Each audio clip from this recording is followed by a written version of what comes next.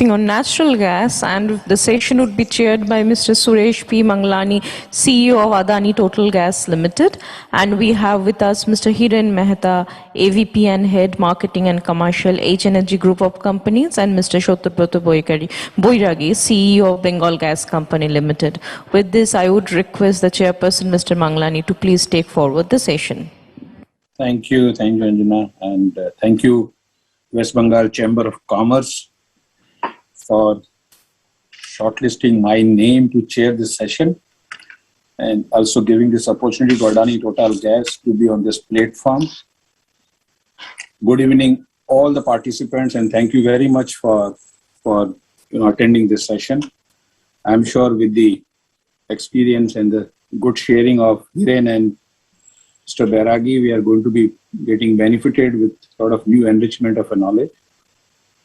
I think this session will be for almost 60 minutes.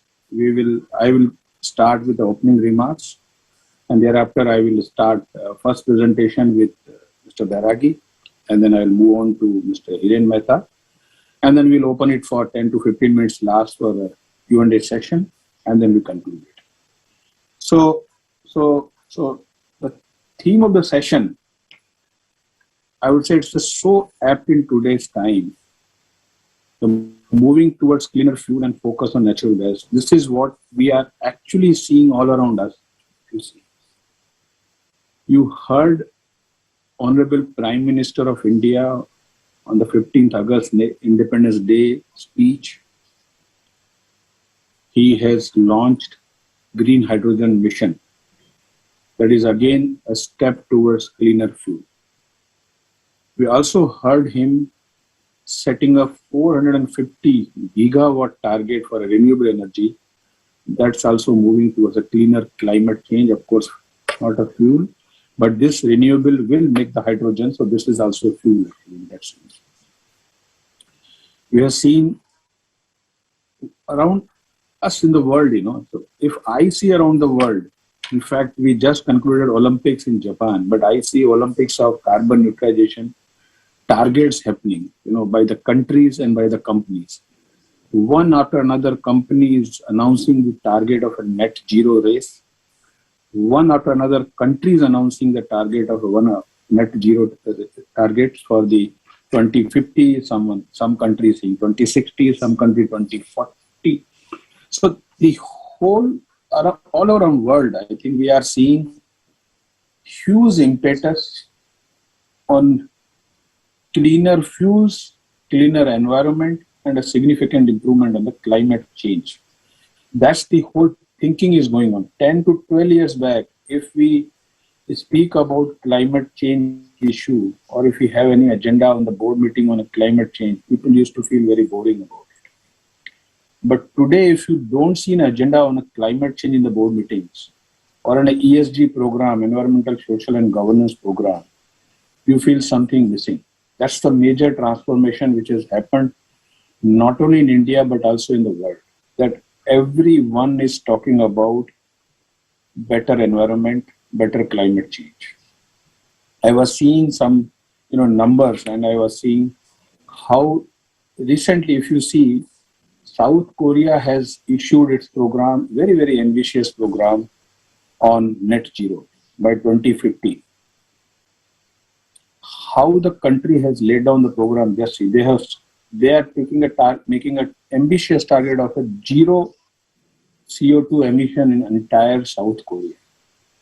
And they have gone to the extent of a closing complete 100% closure of coal, close any project of a coal and any project on even LNG.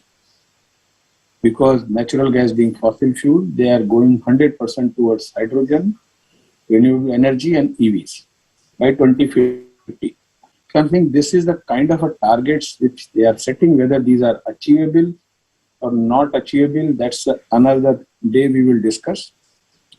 But the sum and substance of whole submission is coming that there is a very, very intense discussions taking place. Every part of a country, every company, entire globe about better environment. And West Bengal Chamber of Commerce has done absolutely fantastic job by keeping this session on moving towards cleaner fuel or clean environment, I would say. There is a huge focus on a cleaner fuel. And if I take the subject of focusing on natural gas, let me appraise you all that till 2007, when PNGRB came into existence, we had 90 or a 91 cities or towns where very slowly, incrementally, city gas distribution was happening. CNG was being set up. And then in 2018-19, we saw 9th and 10th round, wherein from 91, we went to 402 districts. Today in 402 districts, CGD program is being carried out. The rapid growth of the CNG stations, the way it is happening, prior to 2018-19, we used to see one station in a couple of days getting commission in country. Today, 3 to 4 stations are getting commission every day on CNG. That's the kind of a pace it has developed. And in the next 2 to 3 years, we will see 7 CNG stations getting set up or commissioned every day in India. That is the focus of a cleaner fuel which is happening, because the whole focus is coming right from top. Our Honorable Prime Minister, the MOPNG is working in a mission mode. The PNGRB is working not as a regulator but also as a facilitator. So whole ecosystem around us is such that everyone is happily embracing and looking and also feeling the whole change happening around us. Today, if you go from anywhere to anywhere in the country, you are not thinking much about the CNG availability or not availability, because CNG is available. Whether you travel from Mumbai to Delhi, you travel from Hyderabad to Delhi, you will find CNG across those corridors. So that is a kind of a focus which is now being given by the government on cleaner fuel. Today we have around 3.5 million vehicles being powered on the CNG. Even on the MSHSD, we are seeing government policy on now mandatory by 2025 is coming on 20% ethanol. That again is a focus towards renewable or a cleaner fuel. So sum and substance is coming. There is a huge focus which is being given by government on cleaner fuel. But the larger story which is coming in India is there is a integrated approach by the government on climate change, which is happening all around us. There is also a huge focus on hydrogen, which is being considered as a fuel of a future, where people are working out now because there is a huge focus on renewable. Renewable will help us to do electrolyzation, and that will bring out the belief is that even the hydrogen will become affordable in a decade or so from now. But till the common question which is being asked, that what kind of a fuels we will have in India. Our belief is that we will continue to have a mixed technology paradigm in the country. That means there will be vehicles running on MS and HSD, particularly MS. HSD is still getting phased out, but MS will continue to be there. We will have a huge impetus on CNG. CNG vehicles will continue to grow. We will also have an EV vehicle, which is again the cleaner fuel and much, much cleaner fuel. And then in the future, we will also see long haul vehicles, which is trucks and buses running on LNG, the liquefied natural gas. That also we will be seeing in the future in India. China has 6 lakh trucks and buses with 50 mmCMD gas being used on a daily basis as an LNG for the transport vehicles. India is yet to see, but now we are seeing the government focus coming up. 50 stations are getting set up on LNG in India. And we will certainly see this ecosystem development, which will also coexist, as I said, mixed technology paradigm, where MS, CNG, EV, LNG, and the next level would be the hydrogen, which will also be coming as a vehicular fuel, either on a fuel cell or on a direct hydrogen firing in vehicles. So there is an ecosystem which is getting developed. We are also seeing 11th round announcement is been done by the I would say the number of GAs have been announced. So if we have today 402 districts where CGD is getting developed, 210 more districts now have been announced where formally PNGRB will announce the 11th round commencement. But in future we will have 610 or 612 districts where CGD program will be unveiled. With that, virtually the pan-India, we will have a CNG stations supplying cleaner fuel. We will have a PNG, which is going to be used in place of an LPG in all homes. So we definitely will see a better India. We will definitely breathe much better fresh air. We are also seeing, even the industry is moving now from a solid fuel to the cleaner fuel and the natural gas. And we are seeing in our geographical area, we are seeing in other geographical area where other CGD companies are working.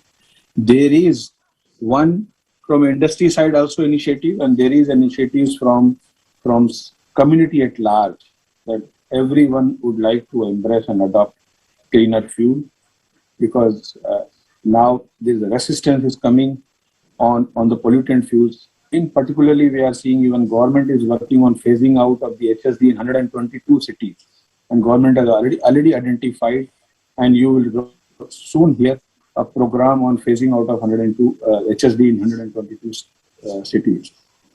With this, I will again come in between once Mr. Bairagi completes his presentation.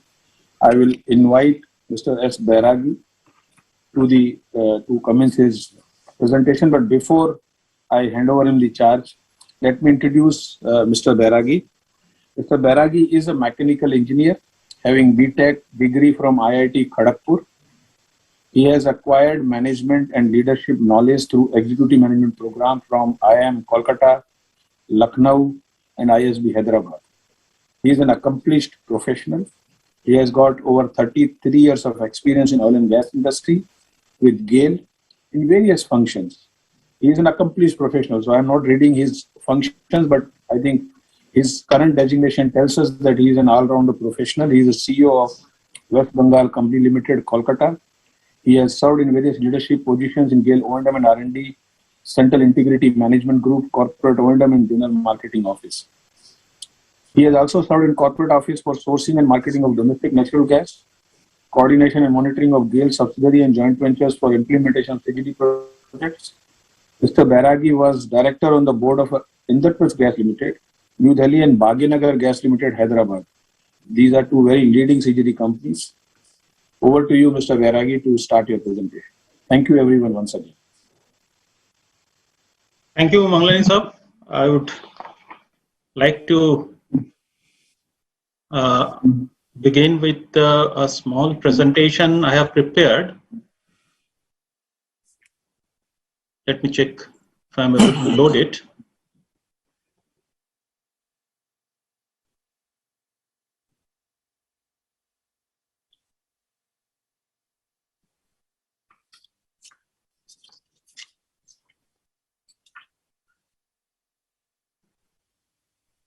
You're able to upload?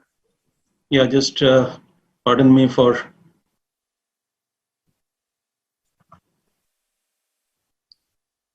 just a moment.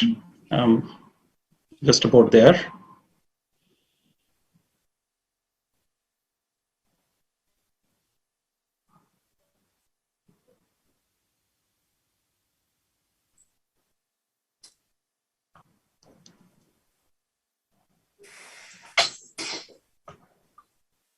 Mr. Bairagi, shall we share for you? Yeah, I have opened the presentation and share screen. I'm having a little difficult. Oh, okay. I got it. Share.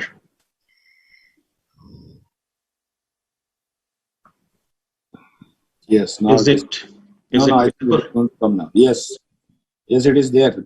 Bairagi sahab, आप start करिए. Yeah. So, good evening.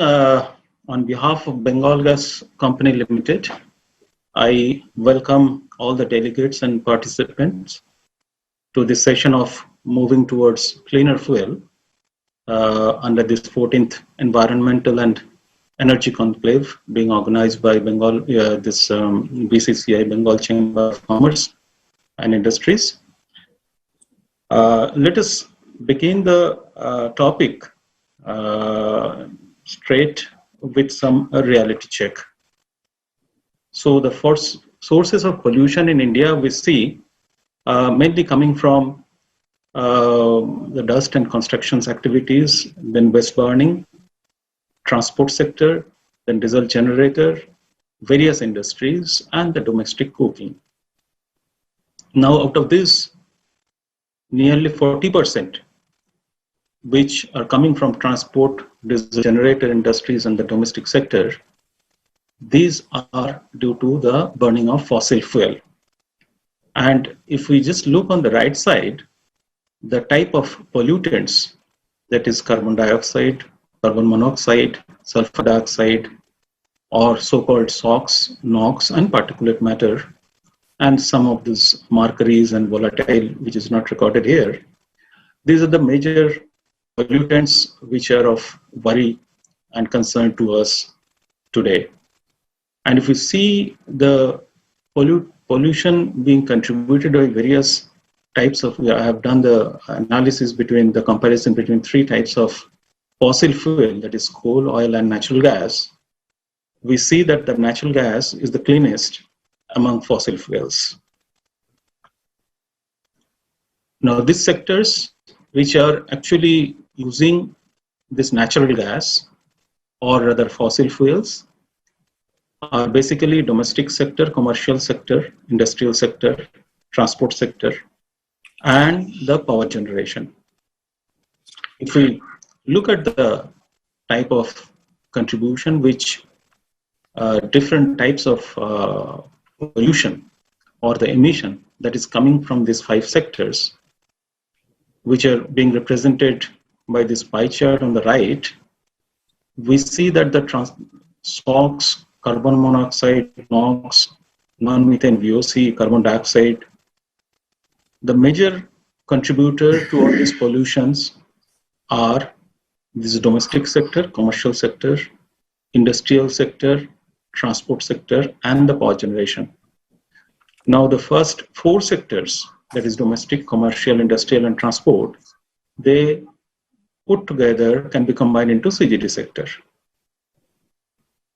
Of course, the industries in the CGD sectors are small type of industries. The larger industries like the fertilizer and all, which are drawing more than 50,000 standard cubic meter of natural gas per day, they will be serviced by the main trunk line operator to be supplied by an entity.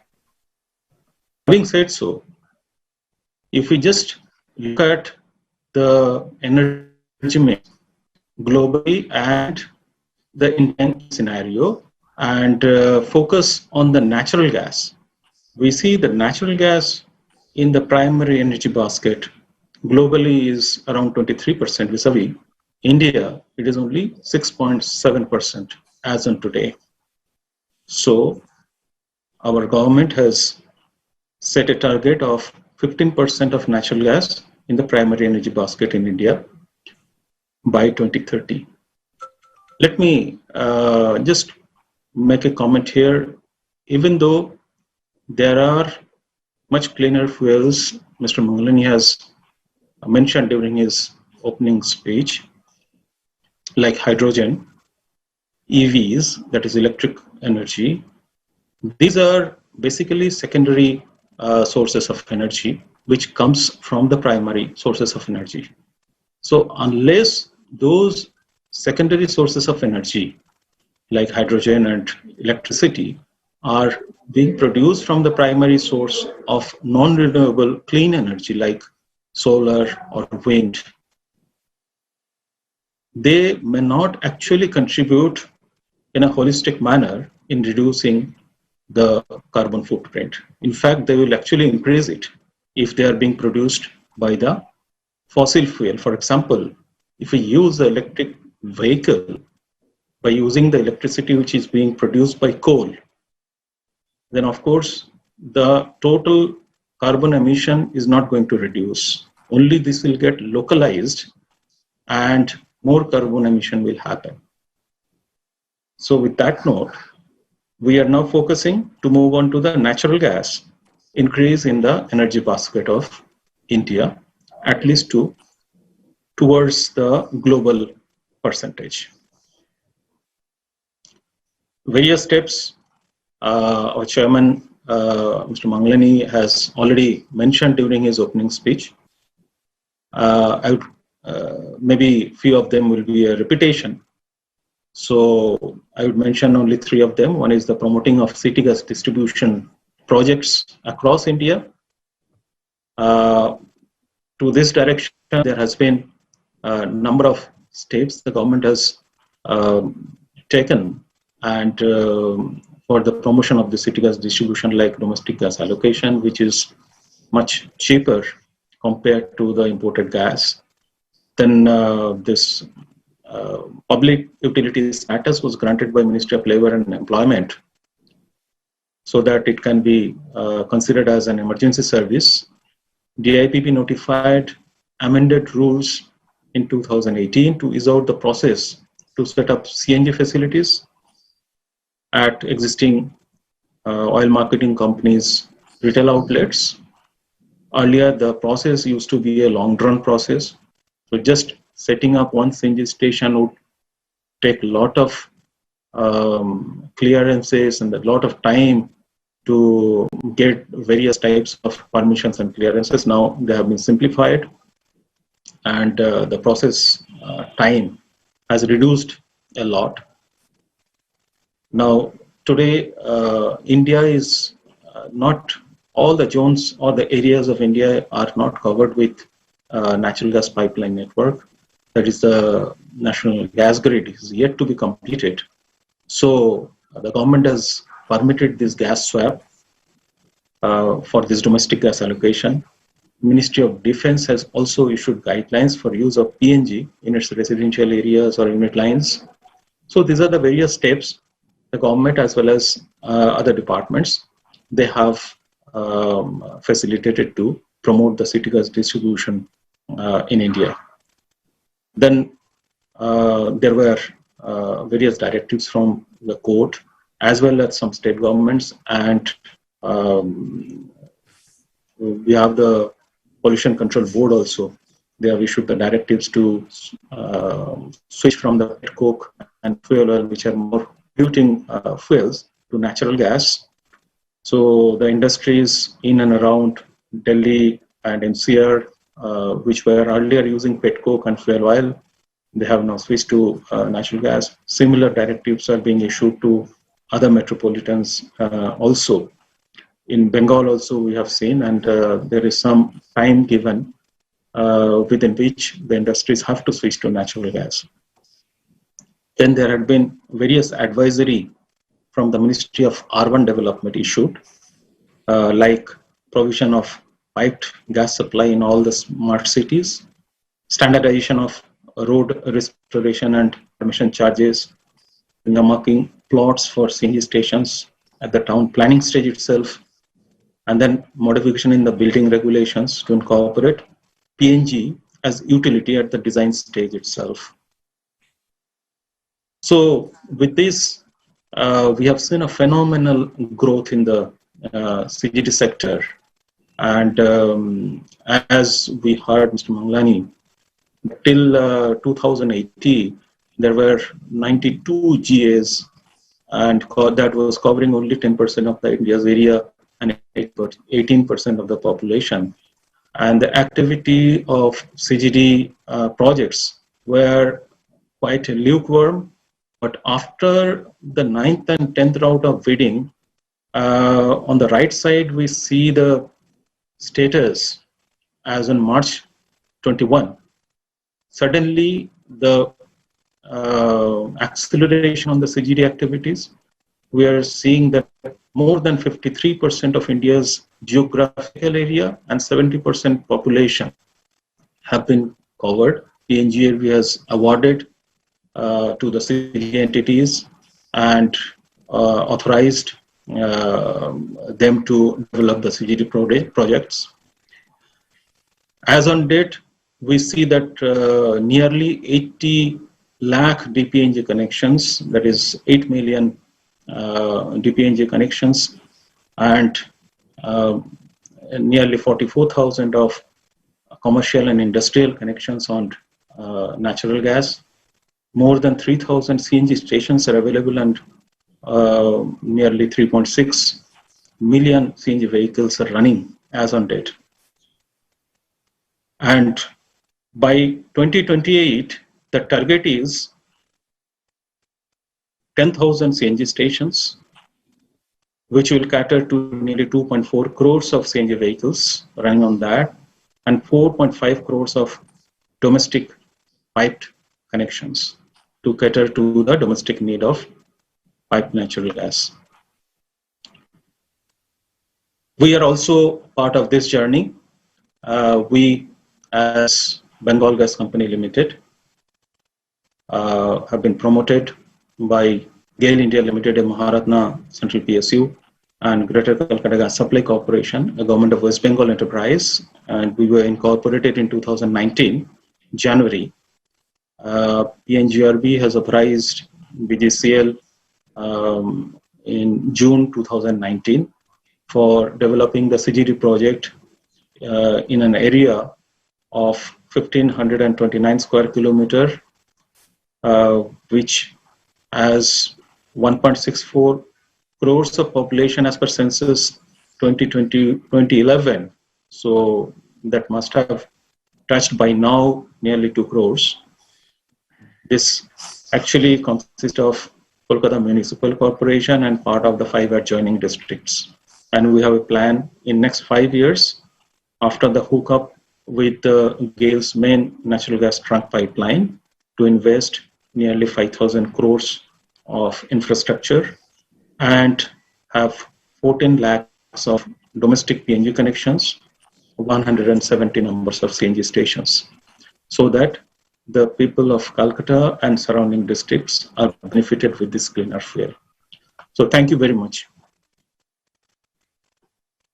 Thank you, Mr. Bell, for a fantastic presentation, which is a very lucidly covering the CGD snapshot, as well as focus on how the CNG vehicles is going to grow from 3.6 million to 24 million, and how CNG or CGD networks are going to be impacting on a cleaner fuel or a cleaner environment. Thank you very much. Before I hand over to Hiren, just wanted to touch base again for 2-3 more points. You know, the government of India, when they announced fuel retailing policy, there used to be originally a fuel retailing policy where you need to have 2,000 crore rupees investment to become an oil marketing company. And we are having only 5-6 companies, largely PSU, IOCL, HPCL, BPCL, and then Reliance Shell, and then SR, Nyara Energy. But government then went into a complete reforming of the fuel retailing policy. They brought out a new net worth based policy, 250 crore rupees net worth, and you can become an OMC. Only you need to make a commitment of 100 stations in a 7 years period. One very important feature which government brought was that every station, every retail outlet, which they call it in the fuel retailing terms, even existing fuel retailing station where we get a fuel, petrol or diesel, will have a cleaner fuel or a renewable fuel in addition to MS and HST. And they defined cleaner fuel as CNG, auto LPG, EV, LNG, and bio-CNG. So this itself gives us a comfort that how a policy is driving cleaner fuels in India, and we are seeing government continuously focusing. One of the reason also is huge dependence on import of a MSHSD, and that's the reason under Atmanirbhar program, government would like to transform India on a cleaner fuel domestically produced largely. The another important development which is taking place around us is government focus on biofuels. And the biofuels under the bio policy of the country has been kept outside the CGD authorization. So it means anyone can manufacture the biofuels and can sell within our authorized geographical area. So government has also set a very ambitious targets of setting up 5,000 biofuels stations in the country. And almost 1,500 biofuel plants LOIs have been issued by IOCL, HPCL, BPCL and GAIL. So there is a program called Satat. Under Satat program, government also has made a very important policy decision where if anyone is setting up the biofuel or a biogas or bio-CNG project, two important things have been done. 100% of a bio-CNG or a biogas will be purchased by GAIL as a nodal agency. And the bio-CNG will be purchased at 46 rupees per kg, so that it remunerates the manufacturer or the producer of a biofuel. Again, a focus on a biofuels, the cleaner fuels. So I'm just trying to give you the context that how India is focusing on a biofuel along with a huge focus on renewable. I remember that in 2015, when our Prime Minister announced the target of 175 gigawatt of renewable energy, everybody was looking like a number non-achievable. But in this year, 21, we have now achieved 100 gigawatt of renewable energy. Actually, that is currently we are taking the benefit of 100 gigawatt. The share of a coal is reducing in producing the power. As Mr. Bairagi was saying that if you run the EV, which has been actually, electricity has been generated on a thermal coal or a pollutant fuel, that doesn't serve the purpose. You will have a cleaner environment at one place, but a pollutant environment in other places. So the whole focus is coming. And now, Government of India has set up the target of 450 gigawatt by 2030.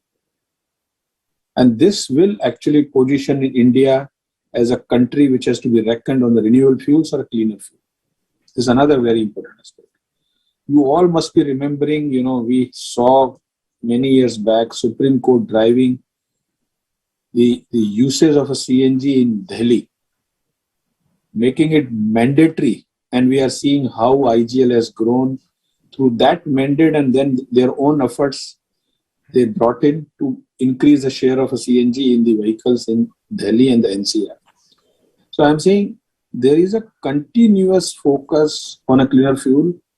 Is it a choice? It is not a choice. Actually, it is a compulsion for all of us, because the target for all of us is that we don't want to see the global warming of the stage of about 2 degrees Celsius vis-a-vis the pre-industrial era. Now, everyone is targeting. Our Prime Minister has committed that we will increase share of a natural gas, as Mr. Bairagi showed in his presentation, from 6.2% to 15% by 2030. It's a very tall target. Unless all of us, we collectively collaborate, including the community, that we will ask for a cleaner environment, this 15% will not happen. People will still use a solid fuel. People will still use the pollutant fuel in the vehicles. We all need to be as a community. We may be running the companies, but we are also citizens. We need to ask for a cleaner environment, and that will push for cleaner fuels. I may also give you a bit of a perspective on what we are doing at Adani Total Gas. Adani Total Gas is a city gas distribution company. We have 71 districts out of a 402 districts as a mandate to develop the CGD networks in the country. So it's a very large chunk. I don't call it authorization, I'll call it a responsibility mandate. There is a responsibility upon us to pursue this program, vision of Honorable Prime Minister that he would like to see every home with the PNG, every nook and corner with the CNG, and we have taken that responsibility on our shoulder to drive the CGD program. And I'm very happy to inform you that this program is being carried out on a very fast-track basis. In 2021, when whole country was witnessing the COVID challenge, we still set up 102 CNG stations in a single year. Till March 20, Adani Total Gas had 115 stations. In the 15 years period, this company was incorporated in 2005. So in 15 years, 115 station. In a single year, 102 station. It became 217 station. And the numbers are increasing on a daily basis now. Why I am communicating to you this is that this is a focus not only for us, this is a focus for Mr. Bairagi, this is a focus for Hiren, and this is focus for another 40 companies who have received the authorization that we need to ensure that we discharge our responsibility in collaborating with the government to set up cleaner fuel stations on a fast-track basis. We have 500,000 consumers who are today using piped natural gas. We have 5,000 industrial and commercial consumers are using piped natural gas. We have ambition to grow our target to 5 million consumers, 2.5 million consumers in Adani Total Gas Limited, and 2.5 million consumers in our JV company with IOCL, Indian Oil Adani Private Gas Limited. IOGPL. So huge target for us. As Mr. Bairagi said, the target is multiplying. 3.6 million vehicles going to 24 million, 7 times in 7 years. It's a huge target. And it is very critical for all of us to deliver this target. We are determined to push everything what we could do.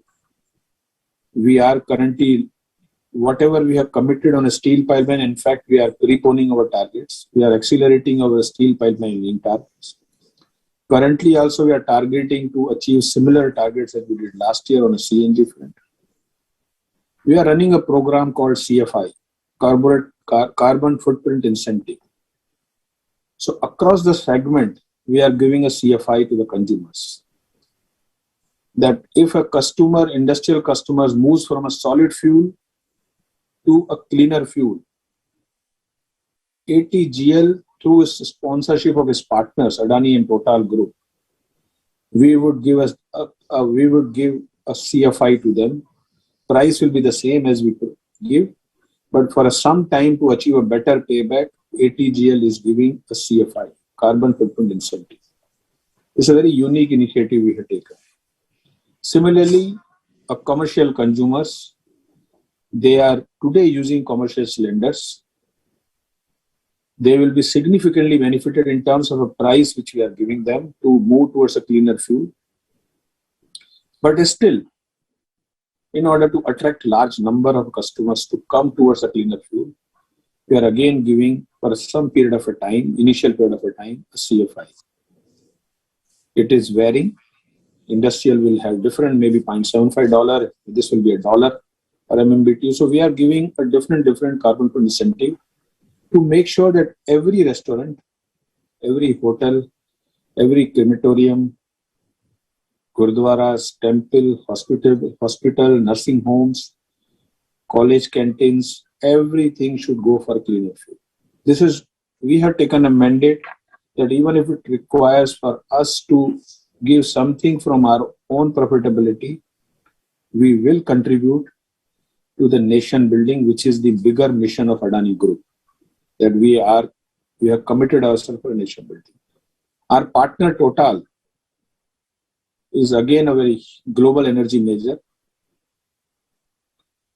They also have ambition of producing 100 gigawatt of renewable energy by 2030. And Adani Group has a target of by 2025 producing 25 gigawatt of a cleaner renewable energy. Already 4 gigawatt of energy is today being provided, renewable energy is being provided in the country.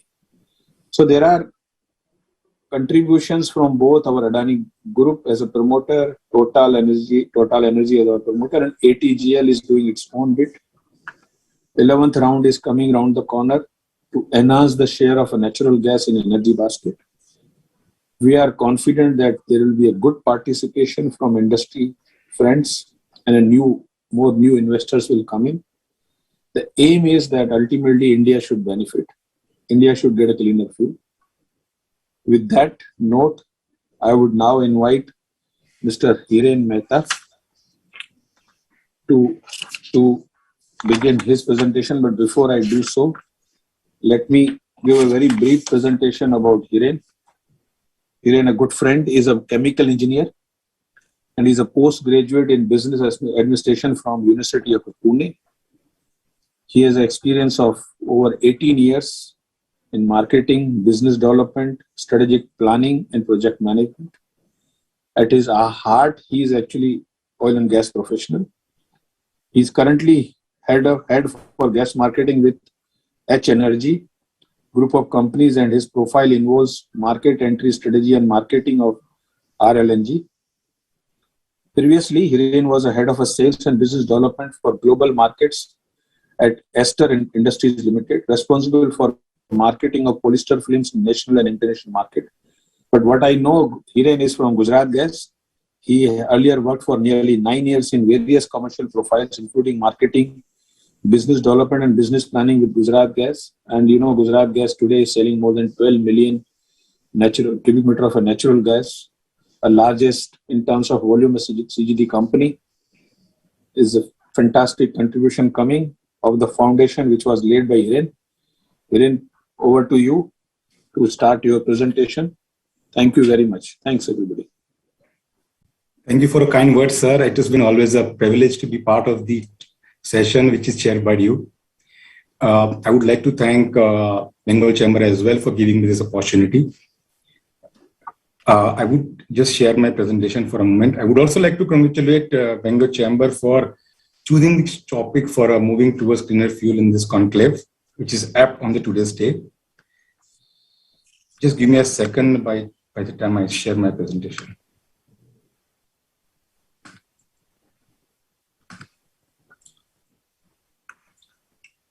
Yeah, is this visible now?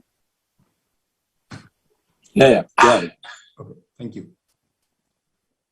So welcome you all on the behalf of H Energy in this presentation of moving towards cleaner fuel, focus on natural gas. So this is just a disclaimer that any information provided by me are just for a reference point, and people must look into check their own accuracies before using that information. Before I start my presentation, I would like to bring attention to this article which has been published in the most national newspapers 2 weeks ago, where NASA has projected that several Indian coastal cities will be submerged by up to 2.7 feet by end of this century. That was definitely for many of people would be a very, very devastating news. What they have done is actually sea level change team of NASA has done certain projections based on the extensive data. And they show that because of the global warming and climate change, due to the melting of the ice sheets and glaciers, the level of the sea is going to increase by 2.7 feet. And result of that, the cities of the India, which includes Mumbai and Chennai as well, and the many are port cities like Cochin, Mangalore, Kandla, would be submerged in the water for 2.7 feet.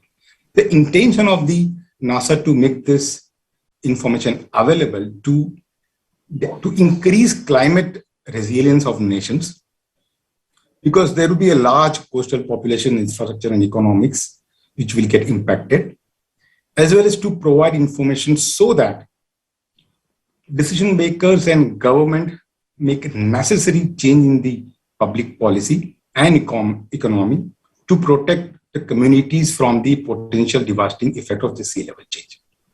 So with this, I would like to say that how important it is, to this point in time to have everyone, including government, businesses, and civil society, to focus on this issue of the global warming on the climate change. So going to my content, very briefly covered COP26, as this conclave has been threshold of COP26, what all oil majors are doing in the world, what natural gas is going to make a difference, and very quickly about H energy. So COP26, as all of us are aware, is a climate change conference, which is going to be there, organized in the UK somewhere in first 2 weeks of November this year. It is most important gathering after the Paris climate change conference in 2015, and widely considered to be a last opportunity to deliver commitments to keep global temperature rise within the 1.22 degrees centigrade. What is important is which are the goals. There are 4 very clear goals. One is to mitigate. It means secure global net zero by mid of the centuries and keep the temperature within the range of 1.5 to 2.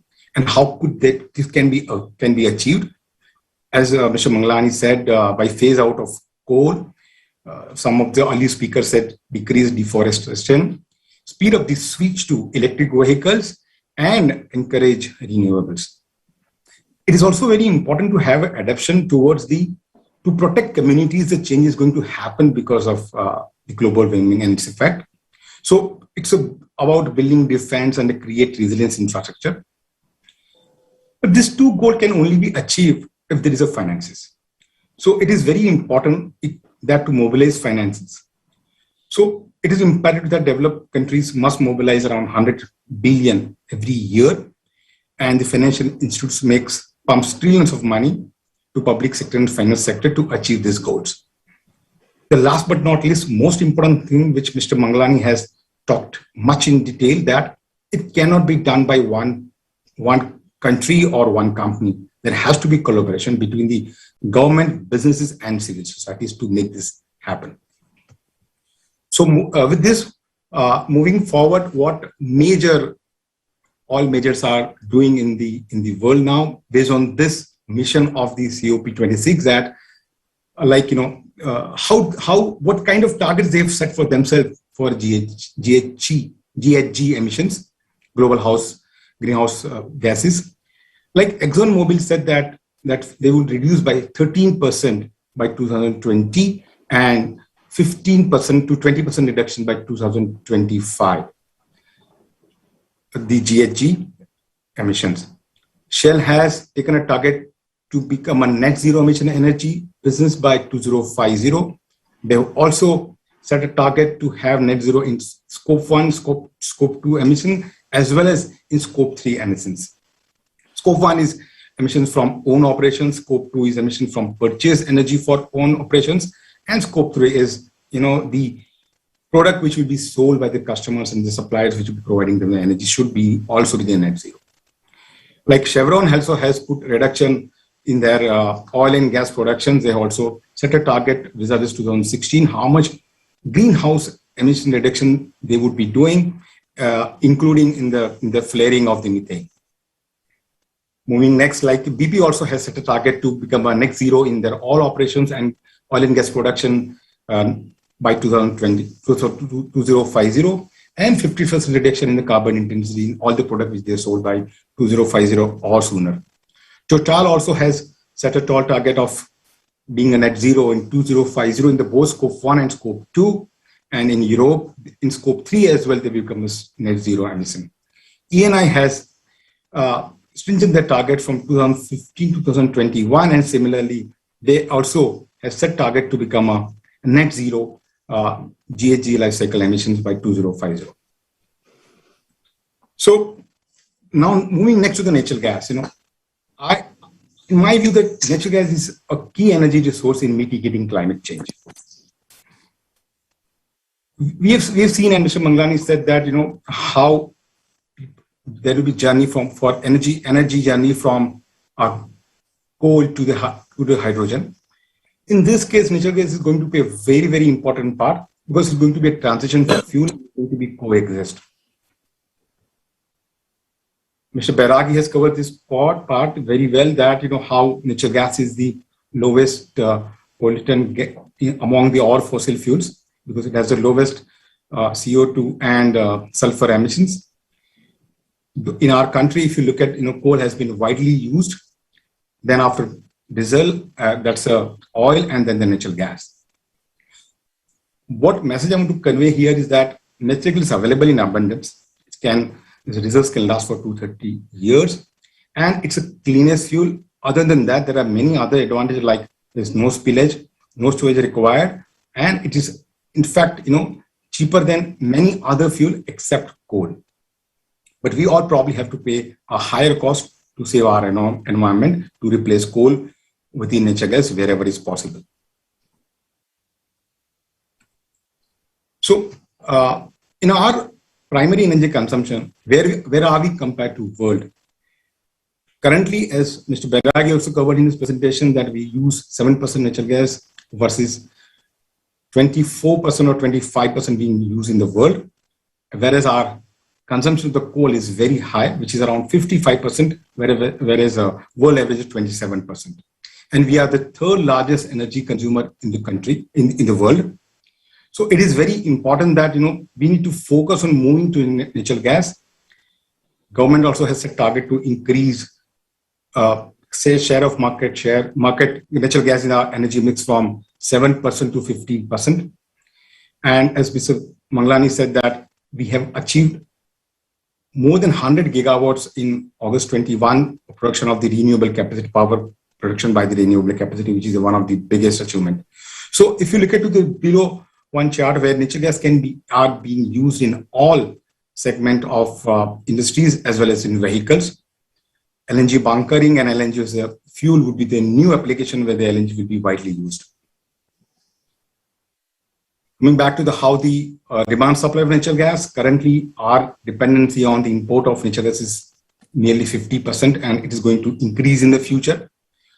Our major demand growth sectors are CGD, fertilizers, and industry. As Mr. Manglani said, that in 9th and 10th round, are almost 70% of the population has been covered by the CGD geographical areas, which cover around 50% of the India's total areas. Very critical point here is that government has been doing significant work, like increasing the pipeline length. Currently, we are having around 18,000 kilometers of pipeline, which will be double in 4 to 5 years. We are having around 6 LNG import stations, terminals, and which is going to be a double in next 4 to 5 years, and having around 40 MMTPA capacity, which will go up to 70 to 80 MMTPA in next 3 to 5 years. So these are the demand drivers of the natural gas. Very importantly, one of the factors, environmental concern, also drives the demand of the natural gas in our country. This part also been covered by Mr. Manglani recently, that LNG as a transport fuel is being widely utilized in the China, Europe, and US. And next, India is also focusing in similar way. Just to give a perspective, that currently our transport sector uses around 70% of diesel, out of that 30% being used by the long-haul vehicles. If they, and we add almost 2.5 lakhs of new vehicles every year. If they convert these vehicles into the LNG, demand would be around 5 to 6 MMTPA. LNG is also cheaper than diesel significantly, and as Mr. Manglani said, in the new fuel policy, government has one very important point, that other than the MS and HSD, these retail stations should also have one new generation alternative fuel, which can be CNG or LNG or biofuels. So government has also put the draft LNG policy under which they've set a target to set up 1,000 LNG retail stations with the around 10,000 crores of investment, and we convert 10% of long-haul vehicles on LNG. So as I said, this is going to be 30 to 40% cheaper than the diesels, and it can also run around 900 kilometers in one field compared to 400 to 500 kilometers in case of diesel. So this is one very important aspect, which is very, very important efforts has been put by the LNG suppliers in the world, is a carbon neutral LNG. What is carbon neutral LNG is LNG, during the LNG value chain, all the carbon emissions will be measured, certified, and offset through purchase of the carbon credits, and which carbon credits will be utilized for the reforestation, afforestation, and other renewable projects. We have seen that currently there will be 17 LNG cargoes have been traded. The first cargo was traded in 2019, where Tokyo Gas and This Energy has bought this cargo from Shell. Shell has taken the lead. Shell has also signed a term contract with PetroChina in last month to supply the carbon neutral LNG. He also received first cargo in 2019 from JERA. How it compares, this outlook of the carbon neutral LNG, like one cargo life cycle, it approximately emission of CO2 would be around 270,000, which required around 40,000 trees, which means that in 2019, 5,500 LNG cargoes were sold, that it requires 1.5 billion trees, which is actually a very large number. So the point which I'm driving here, that it is very important that the LNG suppliers controls emission of the methane during the production of gas as well as liquefaction. And that's why probably all these LNG majors have set targets from themselves. Really quickly about H Energy. H Energy is setting up the LNG terminals in the east and west coast of the India. We have completed our first terminal in Maharashtra, in Ratnagiri. And we also have a plan to set up 2 more terminals in East Coast, one being in the West Bengal and one is in Andhra Pradesh, in Kakinada. So this is the first terminal which we have completed, which is having the nameplate capacity of 4 MMTPA. It is the first FSRU-based LNG terminal in the country. And it is also having a 60 kilometer long pipeline to connecting the terminal with the national gas grid. This is another terminal which I talked about, Kakinada, which will have an initial capacity of 3 MMTPA. And it will be going to be play a hub and spoke model. It is going to supply LNG to our terminal at Kokrahati. So it will, and the Kokrahati terminal would also supply gas to Bangladesh. We also been authorized by PNGRB to lay a pipeline from Srirangpur to Kanajetta, covering the West Bengal and up to the Bangladesh border. Thank you very much for giving me this opportunity.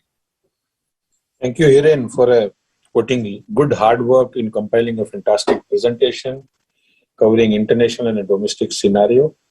I think definitely all the participants and delegates will find very useful information in your presentation, and you have covered all the details very well. So we can open for question and answer for next 10 minutes. If there are any questions, we will answer.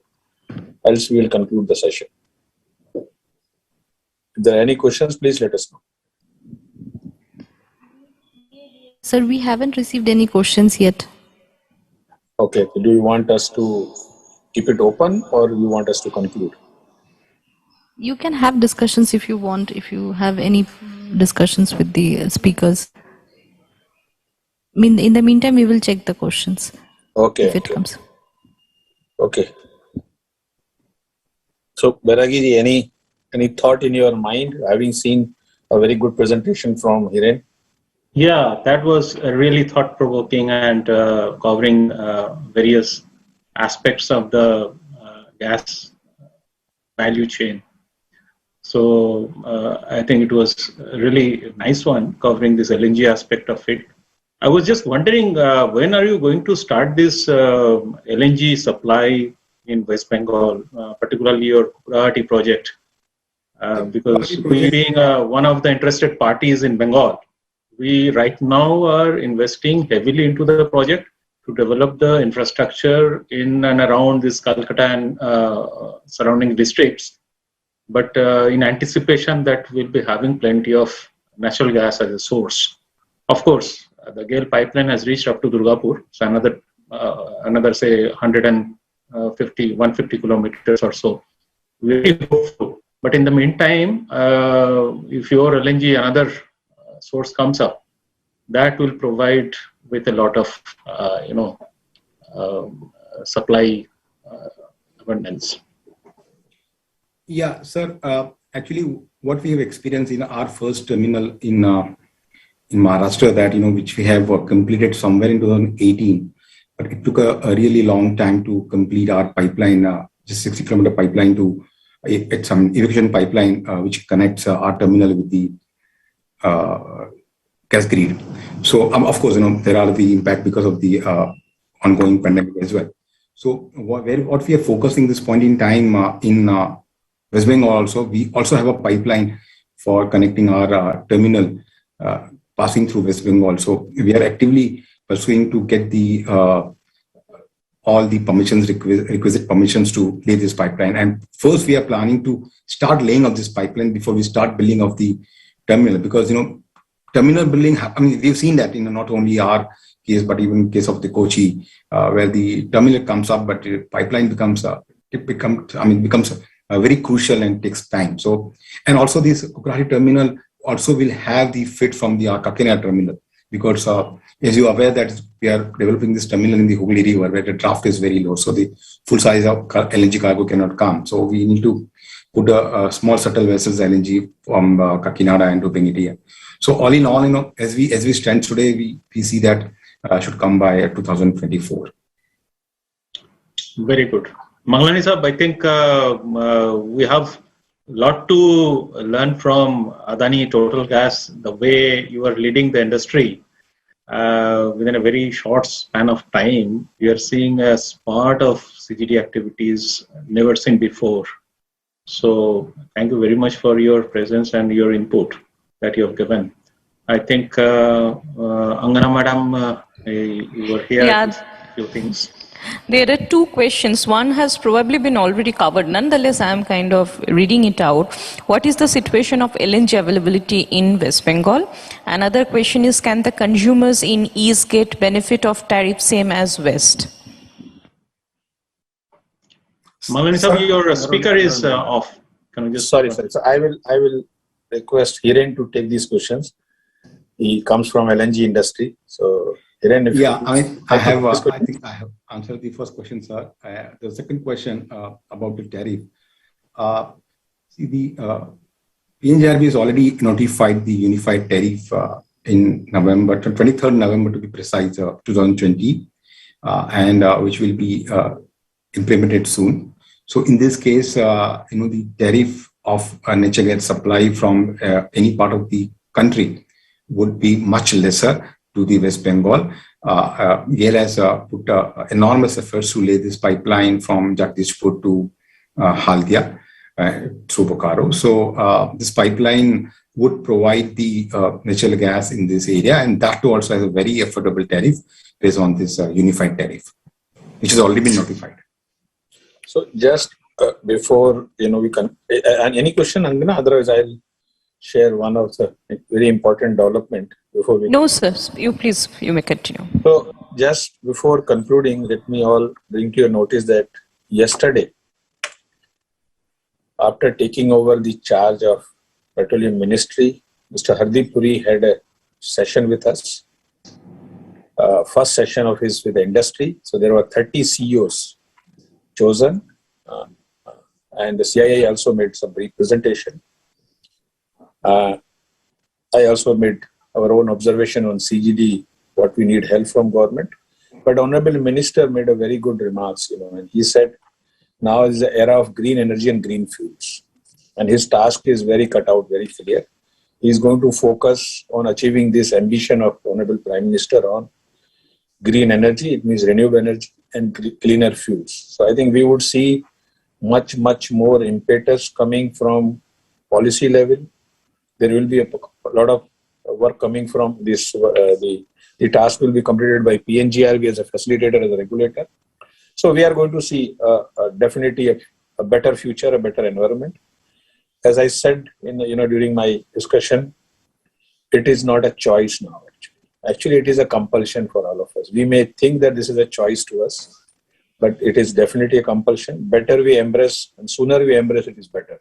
Thank you, everyone, and thank you, Bengal Chamber of Commerce, for giving me personally this opportunity to share this session with the two fantastic speakers. I thank Mr. Bairagi and Mr. Hiren Mehta for doing their hard work in compiling very good presentations and giving a good presentations to the participant. I hope your delegates would like it. If there are any questions, feel free to send it to us. We will respond to each of the questions. Thank you very much. Thank you, sirs. Thank you, sirs. We are very... For Angna, take over, I must say that in this 1 hour session, the way you have covered the natural gas industries, even the person who may not be aware would be now fully aware. So I think you have covered all aspects of the industries, starting from LNG to gas, why it is important. And as you rightly said, it's not a choice, it's a probably compulsion that we need to think for the cleaner fuels. Thank you very much, sir. Thank you. Thank you all. Thank you, Angana.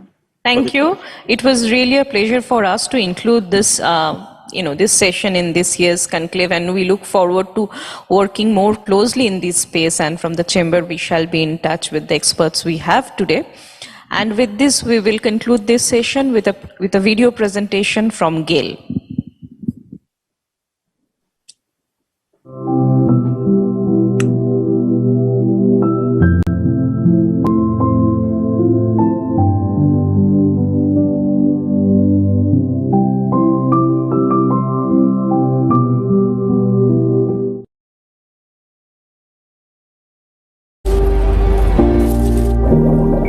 From each atom of every molecule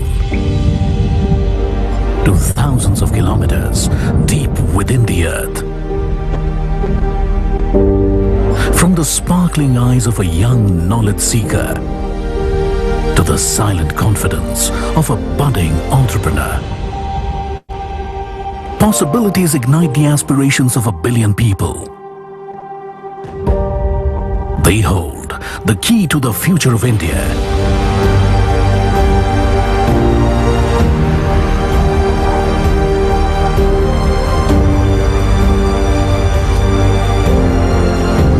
Bringing them to life is what drives us as a company.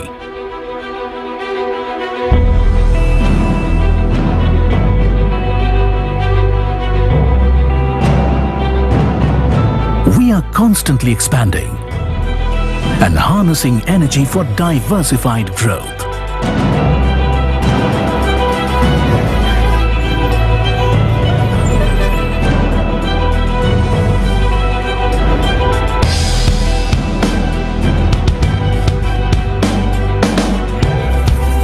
From the largest network of natural gas pipelines in India, and also the first company to lay LPG pipelines in the country, with gas-based processing facilities for value-added products from natural gas.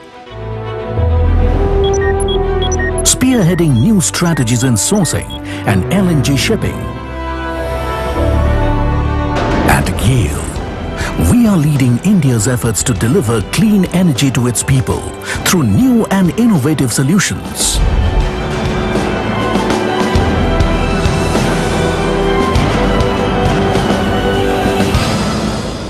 Overcoming difficult terrains and inclement weather to augment the nation's pipeline infrastructure.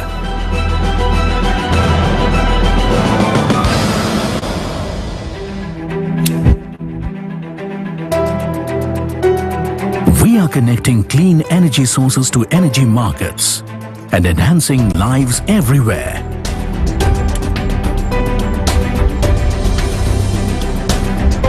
Thus adding momentum to India's growth story.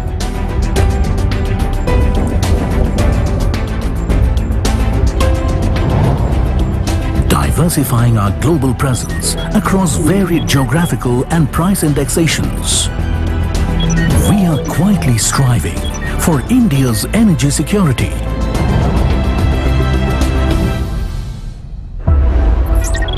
with absolute transparency, impeccable corporate practices, utmost integrity, and sustainability in all our operations. We are finding reliable, sustainable options that make a positive difference. The future holds many challenges. Challenges fraught with the possibilities of innovation and of growth.